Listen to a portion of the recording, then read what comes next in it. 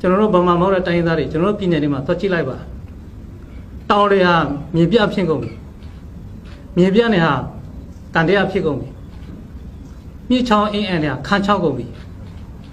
ကျွန်တော်တို့လူထုတွေရဲ့ကြေးရွာဟာပြက်စီးပြီးတော့တောထဲတောင်ထဲရောက်နေကြပြီတချို့ဆိုဒုက္ခသည်တချို့ဆို IDP တချို့ဆိုနိုင်ငံတကာတော့ရောက်သွားပြီနော်တေးကြီးပြက်စီးတာမြေအောက်ကတန်စတာဆိုရင်ကုန်ပြီထုတ်လို့သိပင်ဝါပင်မရှိတော့ကဲကျွန်တော်ရှင်မှာဘာတွေလိုချင်သေးတယ်လဲကျွန်တော်ဘာတွေထပ်ပြရအောင်မလဲနော်ကျွန်တော်နားလဲတာကဒီတိုင်းပြည်ကြီးဟာကျွန်တော်တို့အတူတူကလက်တွဲပြီးတော့လူလိုက်ရယူခဲ့ကြတာဒါကြောင့်မလို့ဒီတိုက်ပြည်ဟာကျွန်တော်တို့အတူတူကပိုက်ဆိုင်တယ်